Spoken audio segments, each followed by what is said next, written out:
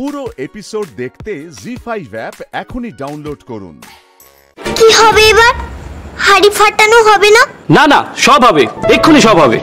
দেখ না মা, এক্ষুনি কেমন দইয়ের হাড়ি ফাটানো হবে। তুই কষ্ট পাস না?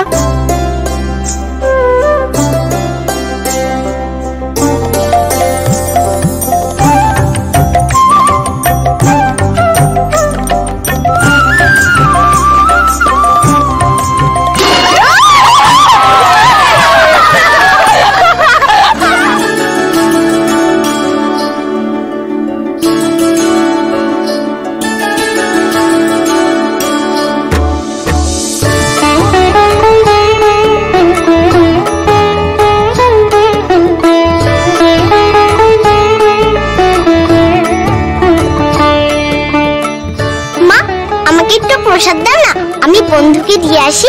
তোর যখন মন চাইছে তুই দিয়ে আয় মা। দাঁড়া, এনে মা, দিয়ে আয়।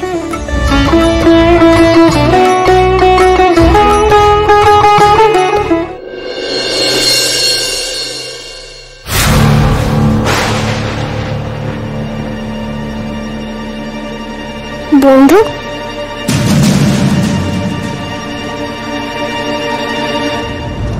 তুমি এখানে আমার ঘরে কেন এসেছো? তোমার জন্য প্রসাদ নিয়ে এসেছি বন্ধু। আমি চাই না, আমি খাবো না প্রসাদ। আমি মা কালীর ভক্ত, কৃষ্ণের প্রসাদ আমি চাই না। তুমি যাও এখন এখান থেকে। তোমাকে তো তখনই বললাম যে কৃষ্ণ সেই কালী। হাসছো কেন বন্ধু? তুমি দেখছি দিনে দিনে তোমার মায়ের মতোই নির্বোধ তৈরি হচ্ছে। তারা কালী আর কৃষ্ণ নাকি এক? বৈষ্ণব এবং শাক্ত মতকে তোমরা দেখছি মা মেয়েতে এক করে দেবে। তুমি জানো না একবার কি হয়েছিল? কিসের কি হয়েছিল? হ্যাঁ, একবার কৃষ্ণর বাঁশি শুনে রাধা ঘর থেকে বেরিয়ে গেছিলেন কৃষ্ণর কাছে। রাধা তো আয়ান ঘোষের বউ। রাধাকে ওইভাবে বেরিয়ে যেতে দেখে আয়ান ঘোষের বোনেরা আয়ান ঘোষকে রাধার বিরুদ্ধে রাগিয়ে দিয়েছিল নানা কথা বলে। ওদিকে রাধা যখন বুঝতে পারে তার খোঁজে আয়ান ঘোষ আসছে, তখন তিনি ভয় পেয়ে যান। তাই কৃষ্ণ কালী রূপ ধারণ করেন। আয়ান এসে দেখেন কৃষ্ণ নয়, রাধা তারই আরাধ্যা দেবী কালীর সেবা করছে। সেই থেকেই তো বলা হয় যিনি কৃষ্ণ তিনি কালী। এইভাবেই রটন্তি কালী পুজো শুরু হলো গো।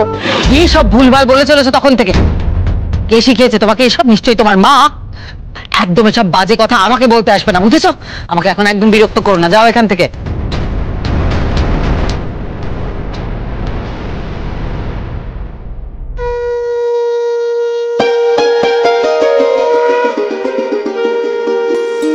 যিনি কৃষ্ণ তিনি কালী। আমারি করলে পূজা করবে জানি সকল বাধা। আমি যে সকল প্রবাসী, আমি যে কৃষ্ণ রাধা।